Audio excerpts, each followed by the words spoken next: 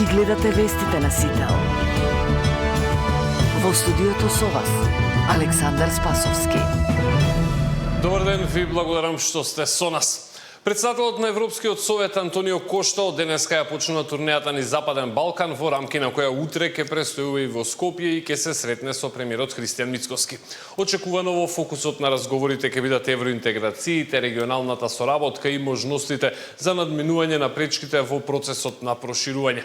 Премиерот минатата недела повтори дека нема да прифати решенија кои би ги засегнале достоинството и идентитетот, потврдувајќи ја позицијата дека Македонија не е подготвена да прави нови отстапки без јасни гаранции дека процесот ќе има крај. Кошта ќе ги посети сите 6 партнери од Западен Балкан, а турнејата ќе ја заврши во Црнагора, каде на 5 јуни ќе копредседава со самитот ЕУ Западен Балкан во Тиват. Главна тема на самитот ќе биде заедничкиот просперитет и стабилност на Европската унија и Западниот Балкан. А шефот на дипломатијата Тимчо Муцунски денеска ги повтори позициите дека Македонија во моментов не е подготвена за отстапки се додека не добие соодветни гаранции, додека официјална Софија не ги спроведе пресудите на Меѓународниот суд за човекови права. Муцунски вели дека последната средба со неговата бугарска колешка не остава многу простор за оптимизам. Заклучоци од страна на Советот дека за оваа држава веќе нема да има барања поврзани со историја, со идентитет, со јазик и со култура. Тоа се за нас дел од тој пакет на гаранции, а дополнително на тоа го врзуваме и прашањето за очекувањето на примена на пресудите на Европскиот суд за човекови права од страна на соседна Бугарија. Ако ги добиете овие гаранции, што следува? Тоа е јасно. Јасно сме кажале нашата позиција дека доколку државата доби институционални гаранции од Советот и потоа Бугарија реципрочно ги примени пресудите кои што треба да ги примени, тогаш очигледно сме во позиција каде што е изградена меѓусебната доверба. Морам да ви кажам дека по првата средба со мојата колешка не би рекол дека сум преголем оптимист, но истовремено јас сметам дека по природата на позицијата која што јас ја имам, јас морам да бидам оптимист и доколку и некој се пушта, дава сигнали кои што не се позитивни, ние сепак мора да работиме на градење на позитивна атмосфера. Така да во овој момент не чувствувам некоја позитивна атмосфера да доаѓа од Софија, но тоа е можеби бидејќи се работи за почеток на мандатна влада, наша работа е да градиме доверба. Во Македонското собрание денеска се одржува 14-тата пленарна сесија на Меѓународниот парламент за толеранција и мир. Сесијата ја отворија председателот на собранието Африм Гаши и шефот на дипломатијата Муцунски, од кабинетот на Гаши за попладнево најавија и серија билатерални средби со негови колеги и други меѓународни представници. Имаме дел од обраќањето на Гаши. Одговорноста на парламентите не може да остане само процедурална. Тогаш, кога политиката е во искушение да се подели на табори и судири, токму парламентите се тие што треба да го бранат човечкото достоинство, универзалните вредности и да бидат гласот на разумот.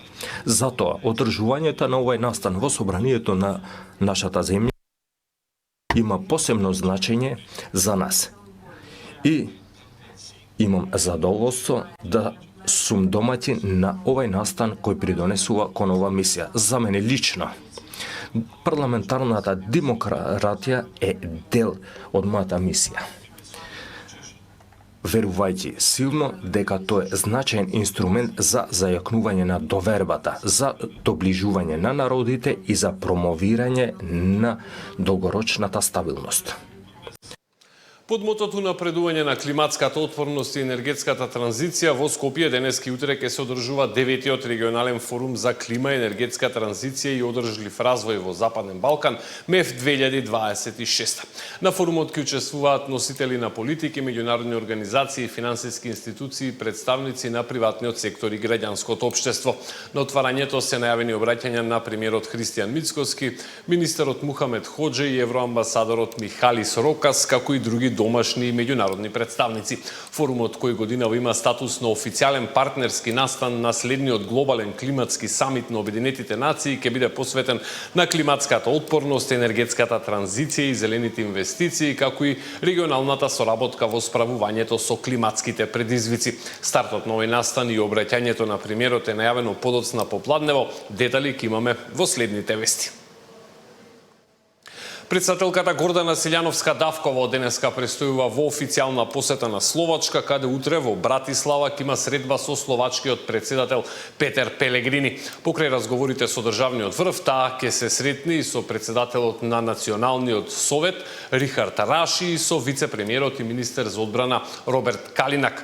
Во рамки на посетата ќе положи венец на споменикот на слободата кај замокот Девин, а в среда ќе присуствува на изложбата Од глаголица до светлина, визуелна ода за Свети Кирил и Методи, на која ќе бидат представени дела од македонски уметници.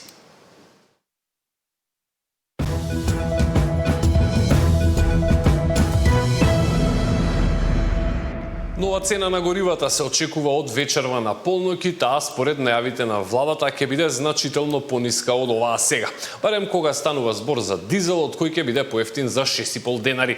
Такви се пресметките на владата во пресрет на одлуката на регулаторната комисија за енергетика која се очекува во секој момент. Владата одлучи до средината на јуни да ја продолжи намалената акциза од 2 денари за горивата, додека повластеното ДДВ од 10% за бензините се укинува и се враќа на стапката од 18%.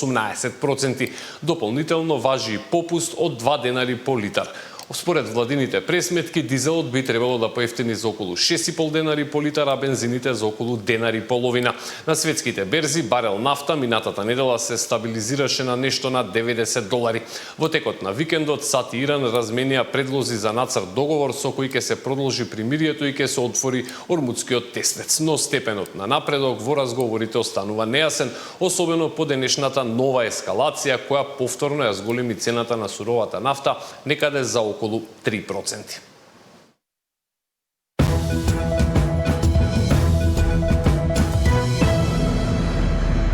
Во ранните утрински часови успешно заврши авионската дезинсекција против возрастни форми на комарци на подрачјето на градот Скопје, информираше градската управа.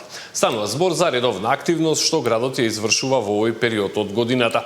Во текот на утрешниот ден ќе биде реализирана и третата фаза од авионската дезинсекција како дел од континуираните мерки за намалување на популацијата на комарци и заштита на јавното здравје.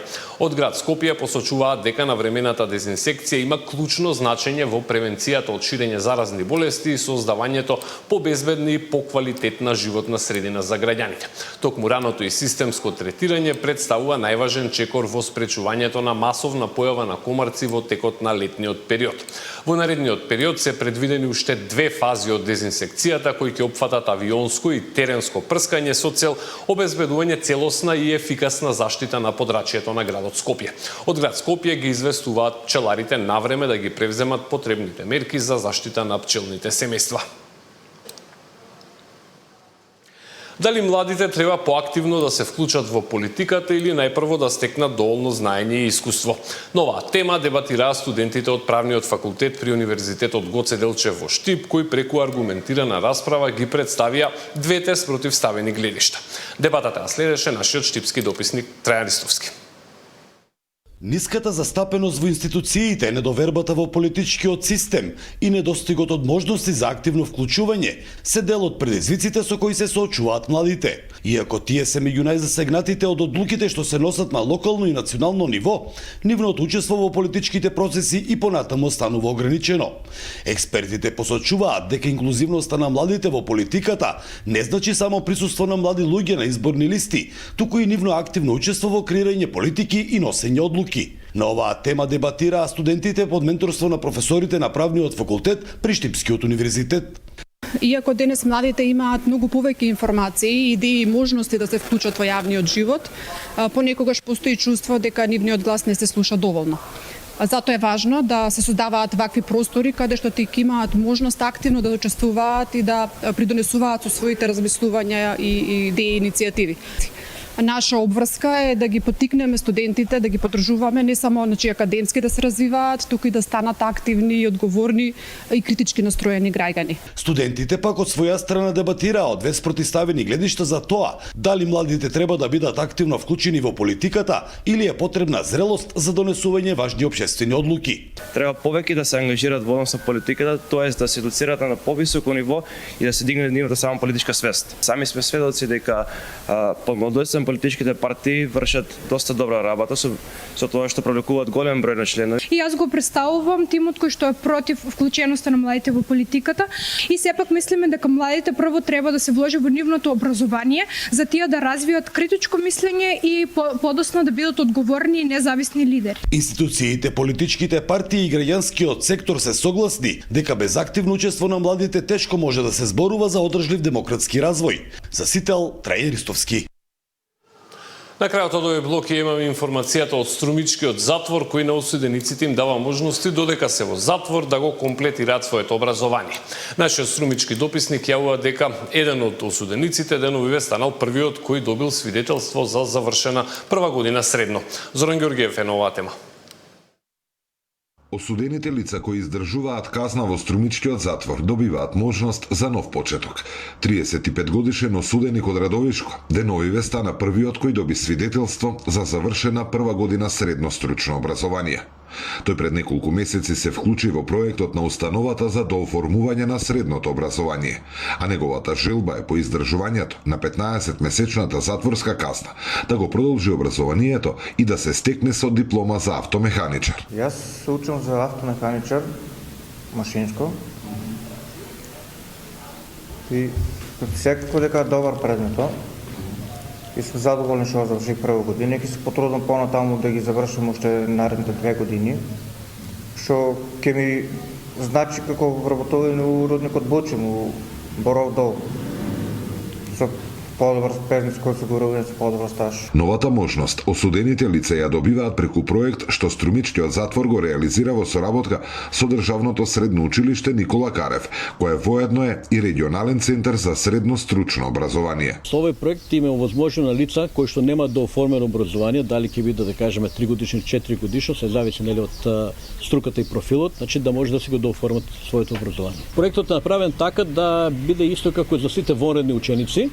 Во затворите имаат простори, во Струмичкиот и во Георгиевскиот затвор имаат простори, значи училници направени за таа работа. Ние им доставуваме материјали, значи кога за секоја сесија која ќе дојде полагањето, се полагат по 3 испита во месец. Директорот на затворот вели дека покрај практичните програми со овој проект на осудените лица им се отвара уште една можност за полесна ресоциализација и интеграција по издржување на казната. Казнам поправната установа затвор Струмица е меѓу првите кои успешно го завршува проектот. Покрај работниот ангажман на самите осудени лица, установата е чекор повисоко оди нагоре, ресоциализацијата за окружуваме и со образовен процес. Самите осудени лица се стекнуваат со стручно знаење. Затворот Струмица е установа од полуотворен тип и во неа се сместуваат лица осудени на казна до 3 години. Во установата моментално казна издржуваат околу 100 лица, а близу 40% од нив се работно ангажирани надвор од затворот. Зоран Ѓоргиев за Сител телевизија.